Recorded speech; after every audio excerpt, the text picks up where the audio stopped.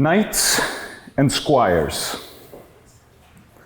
As for the residue of the Pequod's company, be it said that at the present day not 1 in 2 of the many thousand men before the mast employed in the American whale fishery are Americans born, though pretty nearly all the officers are. No small number of these whaling seamen belong to the Azores, where the outward-bound Nantucket whalers frequently touch to augment their crews from the hardy peasants of these rocky shores. Log 238, Ship Three Brothers. Joseph Mitchell II, Master and Keeper. August the 4th, 1846, Flores, Azores. First part employed in getting off recruits. We shipped or took 6 men to go the voyage with us. Their fathers and mothers gave their consent for them to go. I mentioned men, but they were only 16 years old. The life buoy. At sunrise, this man went from his hammock to his masthead at the fore. He had not been long at his perch when a cry was heard, a cry and a rushing. And looking up, they saw a falling phantom in the air. And looking down, a little tossed heap of white bubbles in the blue of the sea. The life buoy, a long, slender cask, was dropped from the stern. But no hand rose to seize it, and the sun, having long beat upon this cask, it had shrunken, so that it slowly filled, and the parched wood also filled at its every pore. And the studded, iron-bound cask followed the sailor to the bottom, as if to yield him his pillow, though in sooth, but a hard one. Log 73, Ship Edward Carey, Perry Winslow, Master. Joseph E. Ray, Boat Steerer, Journal Keeper. April the 12th, 1855. At 9 a.m., the cry of man overboard resounded throughout the ship. The wind blowing heavy, the boats were lashed up and the oars on deck. Being in my berth at the time and hearing the noise, went on deck just as the starboard boat was going down. I jumped into her with the mate and a few others, and after pulling for some time oars, succeeded in reaching him as he was about to give up. He had a bucket under him, which fortunately happened to go over at the same time. Ahab and Starbuck in the cabin. Starbuck! I'll not have the burdens hoisted. What will the owners say, sir? Let the owners stand on Nantucket beach and out-yell the typhoons. What cares Ahab? Owners. Owners? Thou art always prating to me, Starbuck, about those miserly owners, as if the owners were my conscience. But look ye, the only real owner of anything is its commander, and hark ye, my conscience is in the ship's keel. On deck! Log 368, Ship Susan, Reuben Russell, Master and Keeper. December 21st, 1845. At 6 p.m. spoke the ship Montano Russell, 4 months out. Went on board and got letters from the owners requesting me to stay out 5 years. All moonshine. We are 4 years now and everything worn out. Intend to leave soon. The mapmaker. High aloft in the cross trees was that mad gay-header, Tashtego. His body was reaching eagerly forward, his hand stretched out like a wand, and at brief, sudden intervals he continued his cries. To be sure, the same sound was that very moment perhaps being heard all over the seas, from hundreds of whaleman's lookouts perched as high in the air. But from few of those lungs could that accustomed old cry have derived such a marvelous cadence as from Tashtego the Indians. As he stood over you, half suspended in air, so wildly and eagerly peering towards the horizon, you would have thought him some prophet or seer beholding the shadows of fate, and by those wild cries announcing their coming. There she blows! There! She blows! She blows!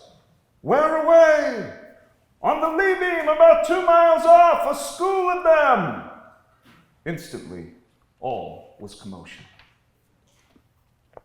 Log 132, Ship Mary, Charles Pittman, Master and Keeper. January the 11th, 1844. First part of these 24 hours calm. We in company with the Roscoe. Employed in bending old sail and other useful jobs. Middle part light airs from the east. We steering to the westward, with anxious eyes and panting to hear that joyful sound of There She Blows. The tale. It is a little significant that while one sperm whale only fights another sperm whale with his head and jaw, nevertheless, in his conflicts with man, he chiefly and contemptuously uses his tail. In striking at a boat, he swiftly curves away his flukes from it, and the blow is only inflicted by the recoil. If it be made in unobstructed air, especially if it descend to its mark, the stroke is then simply irresistible. No ribs of man or boat can withstand it. Log 284, Ship Brewster, Carrie B. Waite, Master, Joseph S. Gallette, Keeper. Tuesday, October 19th, 1858. This day commences with moderate winds and pleasant weather. At 3:30 p.m. saw sperm whales. Lowered and the waist boat struck and filled with water. The larboard boat struck, and while lancing, the whale struck the boat with his flukes. Cut her in 2 pieces.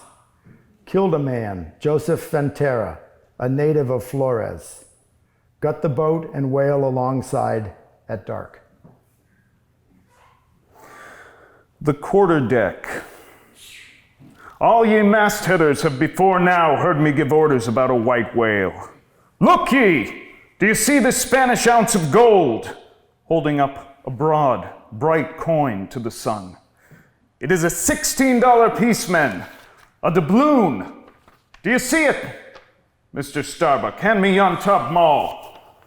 Receiving the top maul from Starbuck, he advanced toward the main mast with the hammer uplifted in one hand, exhibiting the gold with the other, and with a high, raised voice exclaiming, "Whosoever of ye raises me a white-headed whale with a wrinkled brow and a crooked jaw, whosoever of ye raises me that white-headed whale with 3 holes punctured in his starboard fluke, look ye, whosoever of ye raises me that same white whale, he shall have this gold ounce, my boys." Here we have 2 entries from Log 132, Ship Mary, Charles Pittman Jr., Master and Keeper. April the 3rd, 1844. First part, light airs from the east. We steering south, west, south. Middle part, much the same. Latter part, calm. Porpoise, grampuses, and finbacks, and all kinds of spouting fish except sperm whales. Mastheads well manned from daylight until dark, and a gold piece nailed to the mast, but all in vain.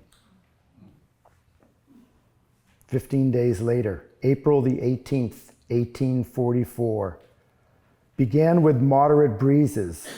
Shook a reef out the main topsail and set the topgallant sail. At sundown, shortened sail.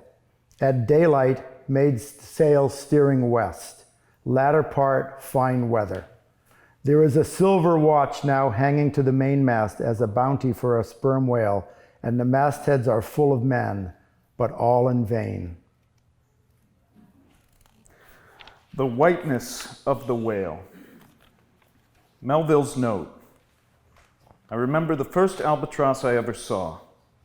It was during a prolonged gale in waters hard upon the Antarctic seas. From my forenoon watch below, I ascended to the overclouded deck, and there, dashed upon the main hatches, I saw a regal, feathery thing of unspotted whiteness, and with a hooked Roman bill sublime. And turning, asked a sailor, "What bird is this?" "A goonie," he replied. Log 147, Ship Mary Mitchell, Samuel Joy, Master and Keeper, October 20th, 1835. Set whale watches again, caught a porpoise and a goonie, and put a tally on him. Log 367, Ship Three Brothers, Joseph S. Adams, Master, Tobias Tyler, Charles Coffin, Keepers. January 10th, 1854. Caught a goonie and put a label around, marked Ship Three Brothers, full, bound home, and let it fly to the four corners, and we hope it will bring us to Nantucket. The chase, first day. Now, by reason of this timely spinning round the boat upon its axis, its bow, by anticipation, was made to face the whale's head while yet under water. But as if perceiving this strategy, Moby-Dick, with that malicious intelligence ascribed to him, sidlingly transplanted himself, as it were, in an instant, shooting his pleated head lengthwise beneath the boat, the whale obliquely lying on his back in the manner of a biting shark, slowly and feelingly taking its bows full within his mouth. The white whale now shook the slight cedar as a mildly cruel cat her mouse. Log 132, Ship Mary, Charles Pittman Jr., Master and Keeper. Tuesday the 17th. First part light airs. Hands employed in boiling. At daylight saw whales going to leeward. Lowered, struck one large whale and one small whale. The large whale ate our boat up and got clear. The Jeroboam's story. The Pequod signal was at last responded to by the stranger setting her own, which proved the ship to be the Jeroboam of Nantucket. Squaring her yards, she bore down, ranged abeam under the Pequod's lee, and lowered a boat. It soon drew nigh, but as the side ladder was being rigged by Starbuck's order to accommodate the visiting captain, the stranger in question waved his hand from the boat's stern in token of that proceeding being entirely unnecessary. It turned out that the Jeroboam had a malignant epidemic on board, and that Mayhew, her captain, was fearful of infecting the Pequod's company. For though himself and the boat's crew remained untainted, and though his ship was half a rifle shot off, and an incorruptible sea and air roiling and flowing between, yet conscientiously adhering to the timid quarantine of the land, he peremptorily refused to come into direct contact with the Pequod. Log 238, Ship Three Brothers, Joseph Mitchell II, Master and Keeper. January 17th, 1848, Paita, Peru. Cash paid consul for vaccinating the ship's company, $30. I was particularly advised to have the ship's company vaccinated, for the smallpox was raging up and down the coast. Several ships had got it on board and had to go in and lay some time. So by the advice of the council and others, I had it done for the good of all concerned. Whether the owners will pay me or not, I do not know.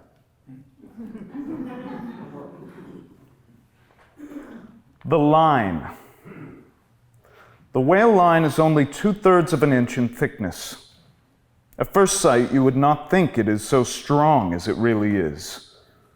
Before lowering the boats for the chase, the upper end of the line is taken aft from the tub to the extreme pointed prow of the boat, where a wooden pin or skewer the size of a common quill prevents it from slipping out.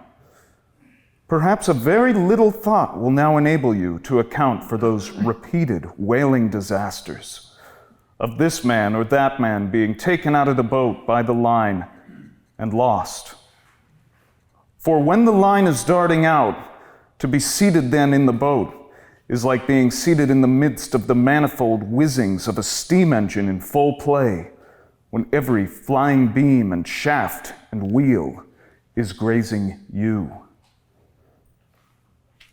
The chase, third day. The harpoon was darted. The stricken whale flew forward. With igniting velocity, the line ran through the groove, ran foul. Ahab stooped to clear it. He did clear it. But the flying turn caught him round the neck, and voicelessly, as Turkish mutes bowstring their victim, he was shot out of the boat. Ere the crew knew, he was gone. Log 48, ship Christopher Mitchell. William Keene, master. Seth Delano, William Swain, M.S. Bernard, keepers. January the 27th, 1843. At 6 a.m. saw a shoal of sperm whales. Lowered all the boats for them. Took 2 whales. Mr. William Swain, the chief mate, was taken out of the boat by the line and drowned in about half an hour. We succeeded in taking him into the boat and took him on board the ship and laid him out. The Pequod meets the Bachelor. And jolly enough were the sights and sounds that came bearing down before the wind some few weeks after Ahab's harpoon had been welded. It was a Nantucket ship, the Bachelor, which had just wedged in her last cask of oil and bolted down her bursting hatches. Sideways lashed in each of her 3 basketed tops were 2 barrels of sperm, above which, in her topmast crosstrees, you saw slender breakers of the same precious fluid, and nailed to her main truck was a brazen lamp.